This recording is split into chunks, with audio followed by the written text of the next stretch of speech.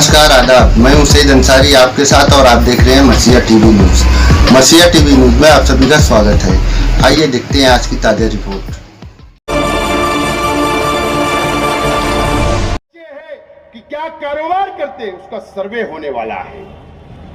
अभी बिहार के अंदर पढ़ रहे हैं ना, इलेक्शन सर पर है, जन्म दाखिले मांगे जा रहे, जन्म दाखिले। जिसका जन्म दाखिला है वही वोट देगा, जिसका नहीं है यादी में से नाम कट। इसका मतलब एनआरसी लग रही और हमको देशद्रोही बोला जाएगा, देश के गद्दार बोले जाएंगे। वो सर्वे होने वाला है और वो सर्वे के लिए कारपोरेशन का इक्तदार मालूमाती लोगों के पास और मजबूत लोगों के पास, ताकतवर लोगों के पास होना जरूरी है। तो याद रखना, आज अगर रोहिंग्या के नाम पर, बांग्लादेशियों के नाम पर हमको अगर गद्दार बोला जा रहा है तो उसके बाद क्या होगा अगर हमको इक्तदार नहीं मिला तो।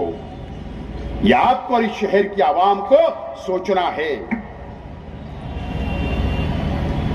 एमआईएम 2014 से आई, ओवैसी साहब महाराष्ट्र के अंदर आए, हिंदुस्तान में गए, यहां तुमने 2 मरतबा एमएलए, धुलिया में एमएलए, औरंगाबाद में एमएलए, औरंगाबाद में खासदार, बंबई में एमएलए, कई जगह कॉर्पोरेटर चुन कर दिया। मेरा सवाल है, इस महाराष्ट्र के मुसलमानों से 2014 के बाद से क्या मिला? मुझे बताइए, इस महाराष्ट्र के मुसलमानों को क्या मिला? क्या स्कूल मिली? तुम्हारी बस्तियों में काम हो गए? तुमको हक मिला? इनके एमएलए लोग ने असेंबली में आवाज उठाई। ये भारतीय जनता पार्टी की एमआईएम बी टीम है, बी टीम बनकर काम करे।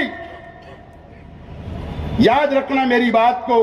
और आज ओवैसी साहब जो सरकारी खर्चे के ऊपर ये एयरपोर्ट से वो एयरपोर्ट, वो एयरपोर्ट से वो एयरपोर्ट, ये प्लेन से वो प्लेन जा रहे हो ना, जो तुम चमचागिरी कर रहे हो सरकार की, इसलिए कर रहे हो कि तुम्हारी वक्फ की प्रॉपर्टी हैदराबाद के अंदर तुम बचाना चाहते हो, तुम कौम का सौदा करना चाहते हो, और इसके लिए तुम बीजेपी की बी टीम करके उनको सत्ता के ऊपर बैठाने के लिए तुम आए हो और वापस आएंगे।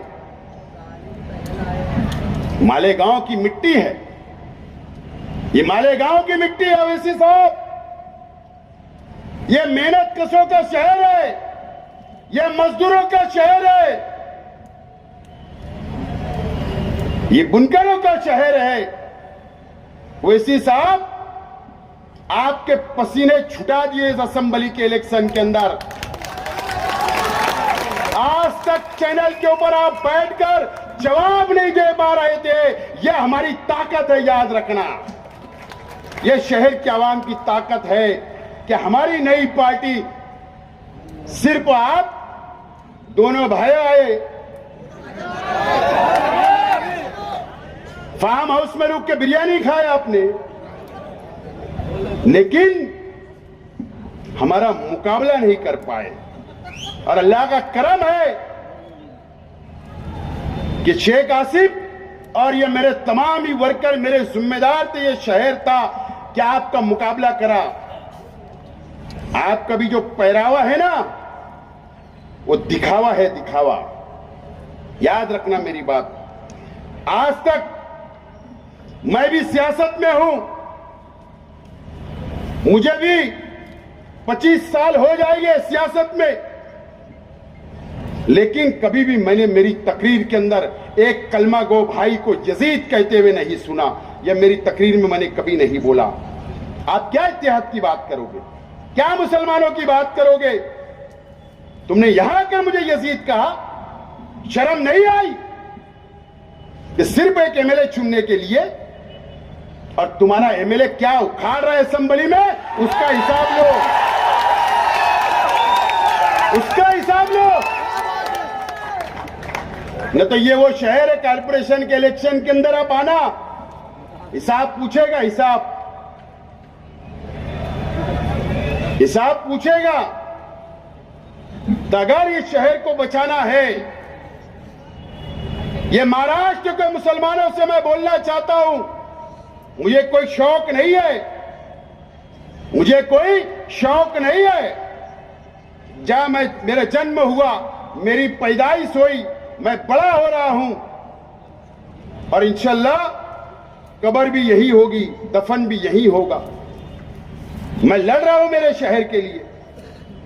आप अगर साथ दोगे तो लड़ूंगा, लेकिन मैं इस मंच से महाराष्ट्र के मुसलमानों से, दलित भाइयों से, आदिवासी भाइयों से, हमारे हिंदू भाइयों से और मुसलमान भाइयों से अपील करता हूं कि अगर लगता है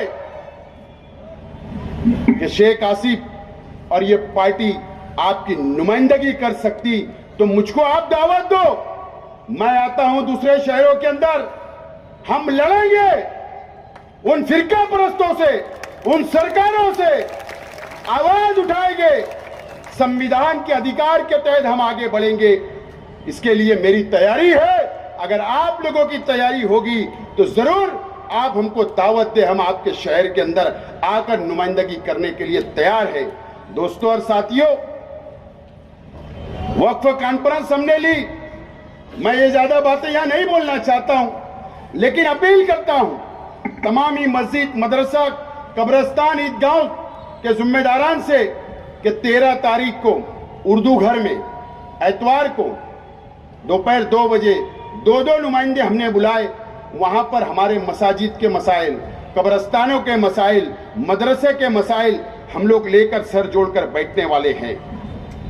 वहां पर आइए और ये रोहिंग्या और बांग्लादेश के खिलाफ आप रोड पर उतरना पड़ेगा।